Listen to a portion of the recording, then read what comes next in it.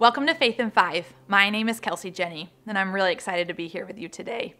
One of my biggest dreams in life is to rescue a dog and have it come and live at my house. This big grandiose story that I could tell for years to come about how I rescued it. I mean, I would just love that.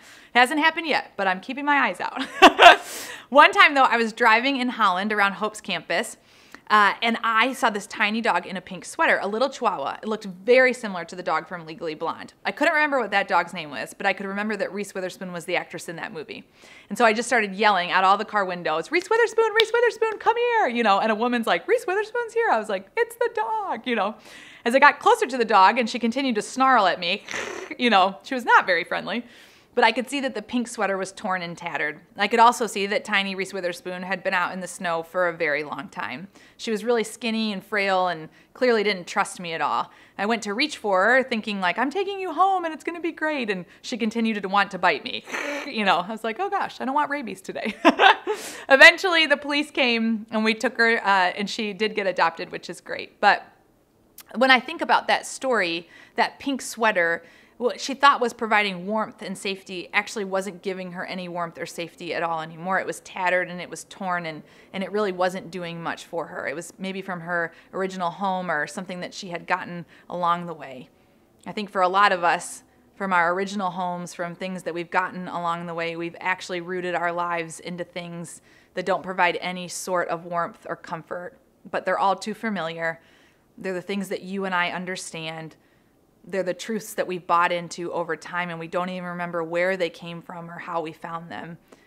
It's so interesting to me that for so many of us, that dull ache, that constant nagging or tearing or that constant question of who am I and whose am I and how do I fit in all of this, or maybe the ache of why you're even here or why God has designed or created you to begin with, all of those things we kind of stuff down and we live these lives that on the outside seem good. As I watched tiny Reese Witherspoon walk along that sidewalk, she looked like a cute, happy little dog until you got closer and you saw how skinny she was and that the pink sweater was tattered and torn, that things had been pretty difficult lately. I wonder for you if things have been pretty difficult lately. The beautiful thing is that a man named Jesus shows up in our lives and really addresses the ache of who we are. It's almost as if he knows, without us saying anything at all to the God of the universe in human form, he understands our very heart. See, I can get behind a God that knows what it's like to be me, and that's a man named Jesus. He knows what it's like to laugh and to cry.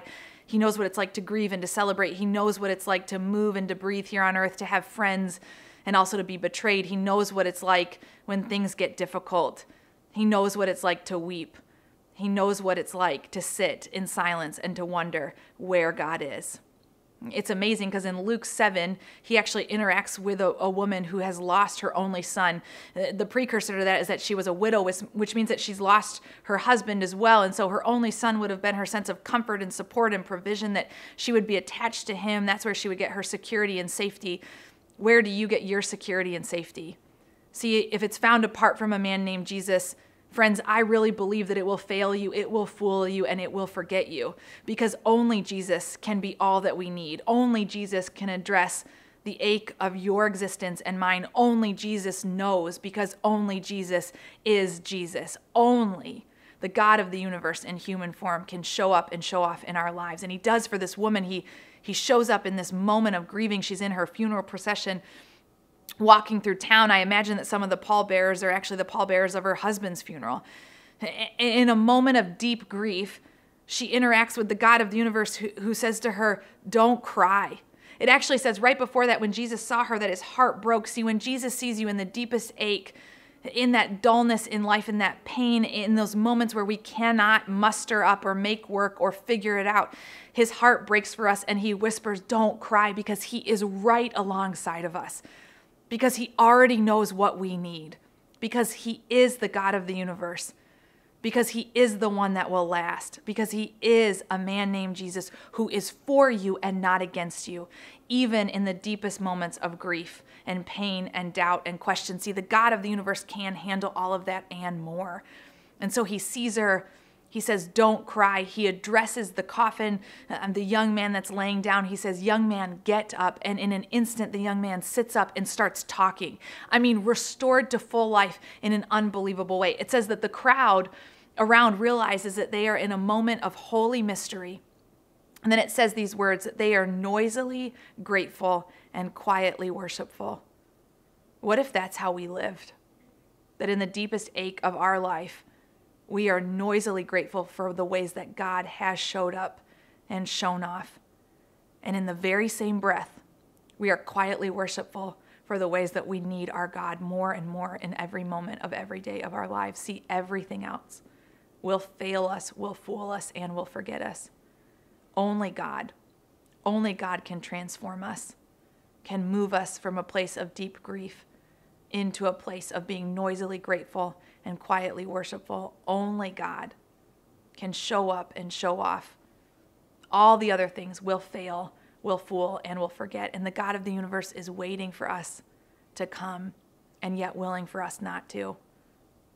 He's waiting for us and yet willing for us to stand and hold the pink sweaters. What's the deep ache in your life? And today, is it possible for you to live in a posture of holy mystery? That in the very same breath you can be noisily grateful and quietly worshipful, all the while asking the God of the universe to meet you exactly where you are today, knowing that he sees you. And in those moments, his heart does break for you.